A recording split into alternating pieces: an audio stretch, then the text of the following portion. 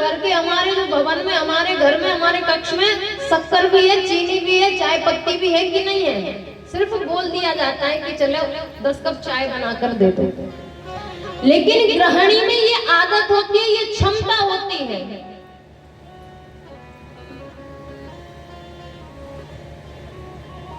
कि वो हमेशा अपनी गृहस्थी में इतना बजट बनाकर चलती है ना कि एक साथ यदि 20 लोग भी आ जाएं तो वो उनकी सेवा कर सकती है। क्योंकि घर में सब कुछ होगा फिर भी कहेगी इतना सामान लेके आ जाना, भले रखा भी होगा, क्यों पता नहीं कब कैसा समय पड़ जाए। तो ये गृहिणी का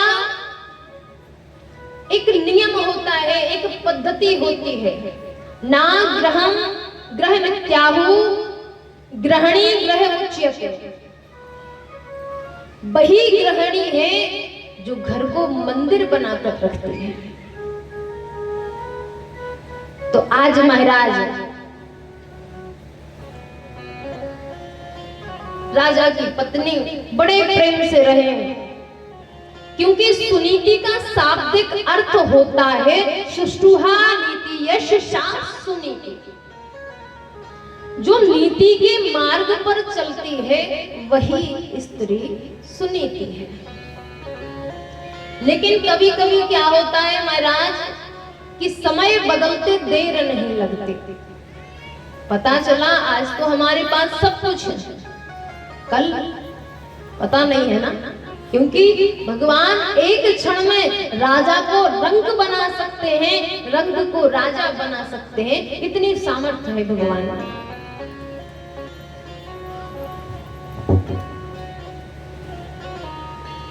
एक समय राजा उत्तानपाद जंगल में शिकार करने गए।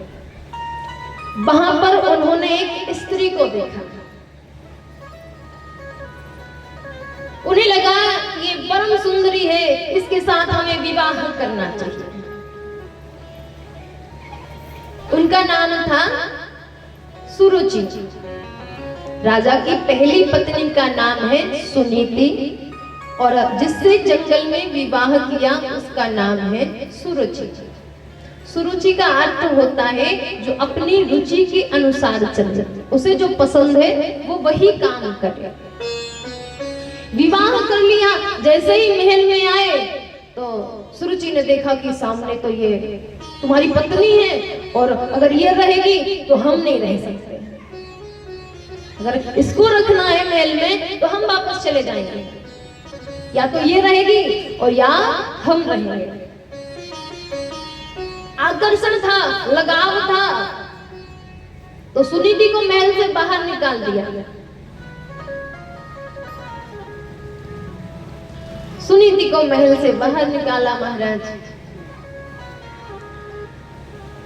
एक कुटिया में जाकर सुनीति रहने लगी। विचार करना,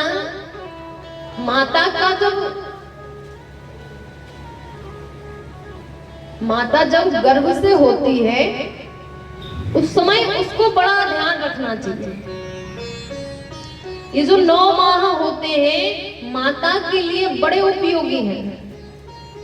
कष्ट के भी होते हैं, ऐसा नहीं है। उपयोगी कैसे हैं महाराज?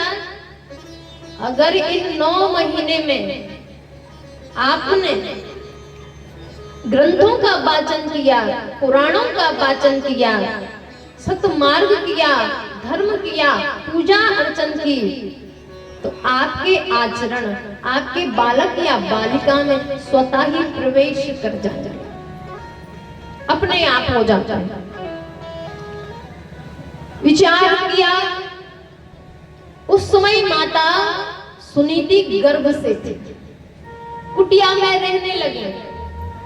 अब जो संत महात्मा सत्संग करते थे ना बैठकर, तो मैया सत्संग श्रवण करती थी। सत्संग के प्रभाव से मैया सुनीति को एक बालक होता है, उस बालक का नाम है ध्रुव। संतों ने देखा कि सुनीति तुम बहुत ही सत्संग श्रवण करती हो, बहुत ही कथा सुनती हो, तुम भक्तिमयी हो, तुम कुछ वरदान मांग लो। सुनीति ने हाथ जोड़कर कहा कि भगवान हमें कुछ नहीं चाहिए। संतों ने कहा कि तुम्हें कुछ तो लेना चाहिए। तो सुनीति ने कहा भगवान यदि आप हमें कुछ देना ही चाहते हैं तो हमारी वो सौत है ना सुरुचि, अभी तक उसको कोई संतान नहीं है, हम चाहते हैं कि उसको भी एक बेटा हो जाए। संतों ने कहा देवी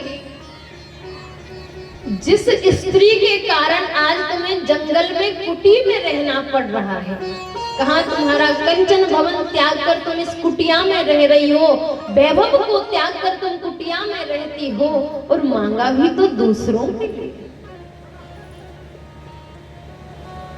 लेकिन तुमने मांगा है तो तुम्हें दिया जाएगा।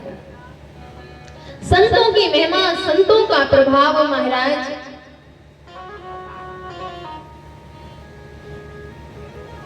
सुरुचि को भी एक पुत्र हुआ जिसका नाम रखा उत्तम।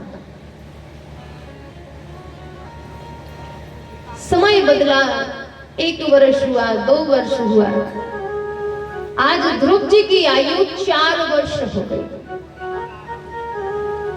4 वर्ष के ध्रुव जी हो गए। एक दिन क्या हुआ कि वो अपने पिता के भवन में गए। पिता के भवन में जैसे ही प्रवेश किया महाराज, तो राजा उत्तानपाद सिंहासन पर बैठे थे और छोटे से ध्रुव जी महाराज भाग कर गए तो राजा की गोदी में बैठ गए। राजा ने भी बिठा लिया। इतने में सुरुचि आ गई। सुरुचि जैसे ही आई तो ध्रुव जी का हाथ पकड़ा और सिंहासन से उतार दिया, झटका मार के झपट के हटा दिया, जैसे हम किसी बच्चे को भगा देंगे चलो निकलो यहां से। तो ऐसा किया तो ध्रुव जी छोटे थे, रोने लगे। कहा हमारी गलती क्या है? तो यहाँ मैया सुनीति कहती हैं, सुरुचि कहती हैं कि तुम इस सिंहासन पर बैठने के योग्य नहीं हो।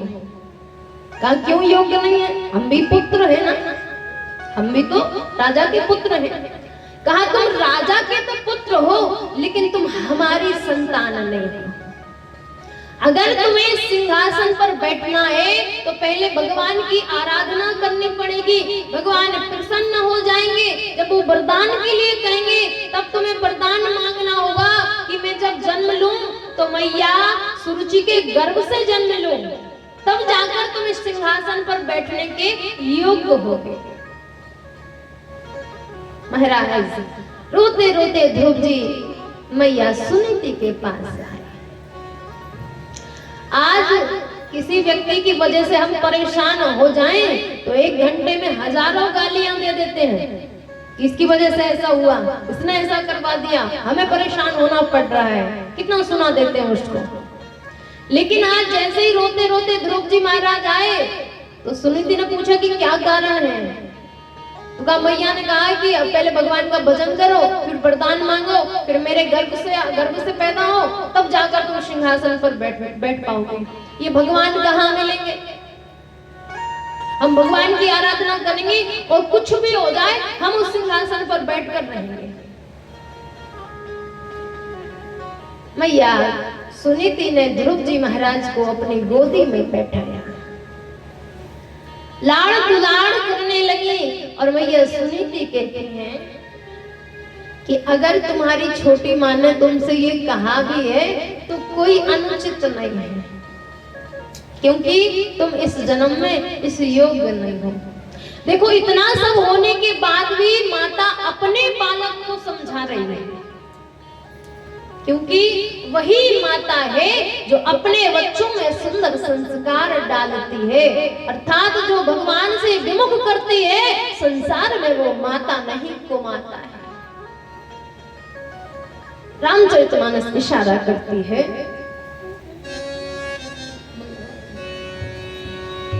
कि पुत्र बते जग सोई, बदी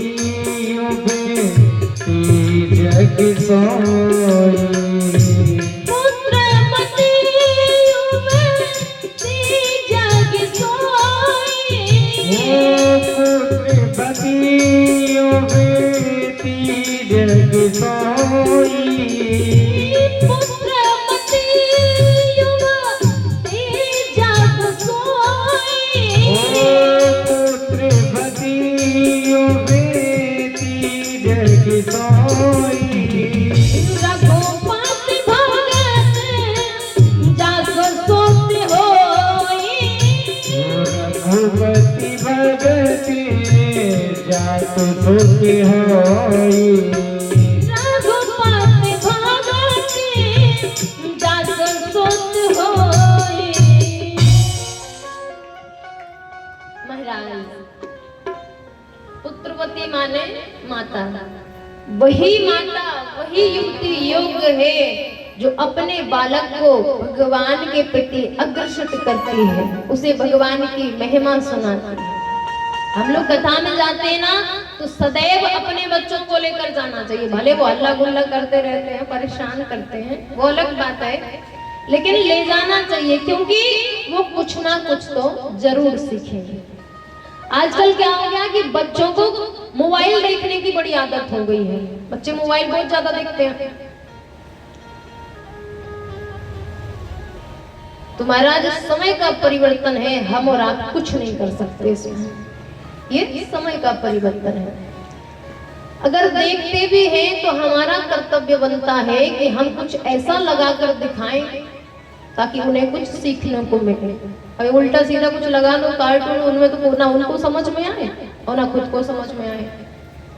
कुछ चाहे गीता लगाओ, चाहे रामायण लगाओ, चाहे भागवत लगाओ, कोई भी प्रसंग लगाकर सामने रख दो, बच्चा भी देखेगा, आप भी देखो, तो उसके माइंड में कुछ तो चलेगा, दिमाग में उसके कुछ तो आएगा क्या कि भगवान का क्या क्या स्वरूप है, क्या क्या किया भगवान ने। तो आज ध्रुव जी महाराज ने कहा कि आप कुछ भी कहो, लेकिन मैं भगवान को प्रकट करके रहूंगा, मैं भगवान से वरदान मांग के रहूंगा।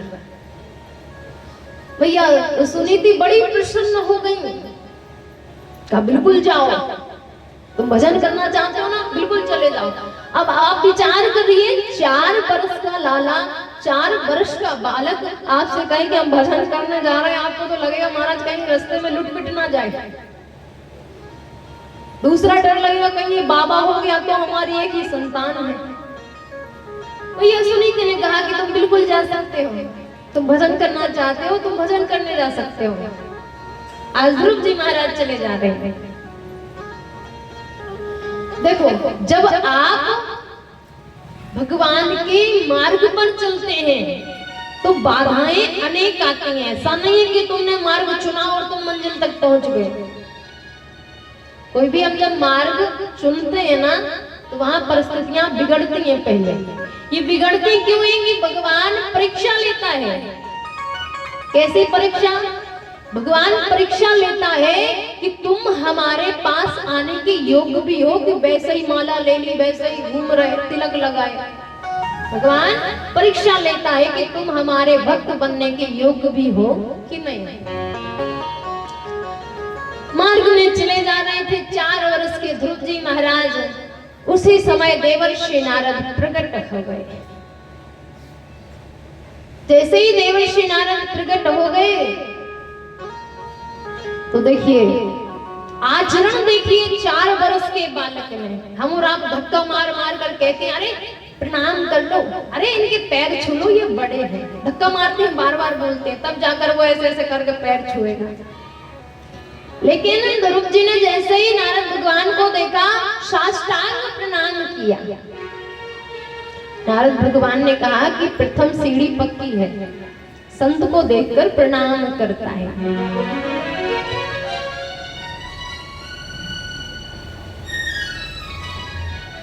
अब नारद भगवान ने पूछा कि कहां जा रहे हो? ध्रुव जी ने कहा भगवान को प्रकट करने जा रहे हैं। देवर्षि नारद ने पूछा कि भगवान कहाँ रहते हैं?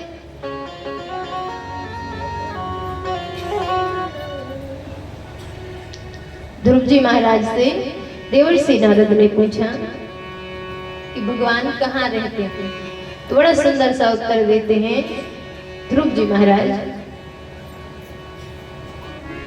हरि व्यापक सर्वत्र समाना, हरि व्यापक सर्वत्र समाना, व्यापक सर्वत्र समाना, ओ हरि व्यापक सर्वत्र समाना।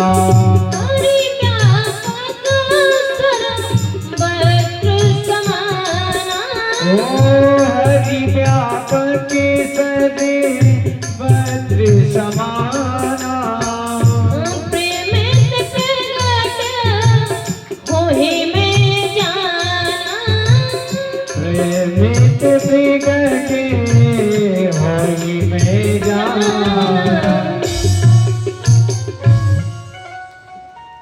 ध्रुव जी महाराज कहते हैं कि हरि व्यापक सर्वत्र समाना,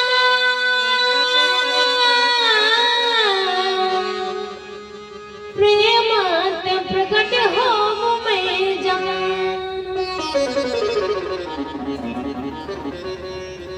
ध्रुव जी महाराज ने कहा कि परमात्मा कण कण में विराजमान रहता है। देवर्षि नारद ने कहा कि विश्वास है, विश्वास में कोई कमी नहीं है, अटल है विश्वास पर। दूसरा कहा भजन करने कहाँ जाओगे? बोले जंगल में। देवर्षि नारद ने कहा जंगल में बड़े बड़े शेर रहते हैं, तुम्हारा नाश्ता कर जाएंगे, पता भी नहीं चलेगा। ध्रुव जी महाराज कहते हैं मेरी मैया कहती थी कि उस शेर में भी परमात्मा का वास है, उन जीव जंतुओं में भी, उन हिंसक पशुओं में भी परमात्मा का वास है। विश्वास भी है, क्योंकि जब तक भक्ति में श्रद्धा, भाव, विश्वास, समर्पण नहीं होगा, आपको भक्ति प्राप्त नहीं हो सकती है। देवर्षि नारद ने कहा तुम्हें भूख लगेगी तो क्या खाओगे? घर पर कितनी बार भोजन करते हो? ध्रुव जी महाराज ने कहा कि कभी 4 बार, 6 बार, 8 बार, जब तक मैया कराएं करते रहते, जितनी बार भी खिला दे उतनी बार खा लेते। कहा जंगल में भूख लगेगी फिर क्या खाओगे? छोटे से ध्रुव जी महाराज कहते भगवान जब दांत नहीं तब दूध दियो। जो छोटा बालक होता है ना, उसके दांत नहीं आते ना, जब तक दांत नहीं निकलते तब तक वो माता का दूध पीता है। और एक बात मैं स्पष्ट कर दूं, माता के स्तन से भी दुग्ध जब तक निकलता है जब तक बालक छोटा होता है। और कहा कि अब मैं बड़ा हो गया हूं, अब मुझे दांत दिए हैं भगवान ने, तो अब कछु और भी देगा। अभी तक दांत नहीं दे, दूध मिलता था, अब दांत दिए भगवान ने तो भोजन की व्यवस्था भी वही करेंगे। अंक में भर लिया देवर्षि नारद ने। देवर्षि नारद ने कहा तुम्हारा कोई गुरु है?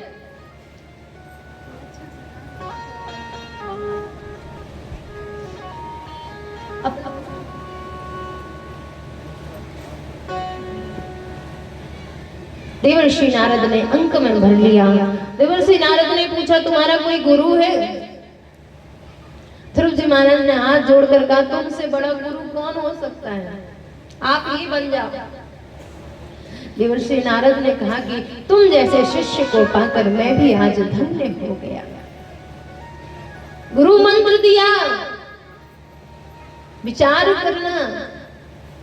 आप लोग में से कितने लोग ऐसे हैं जिन्होंने गुरु दीक्षा नहीं ली है? गुरु दीक्षा का मतलब समझते हैं? नहीं समझते।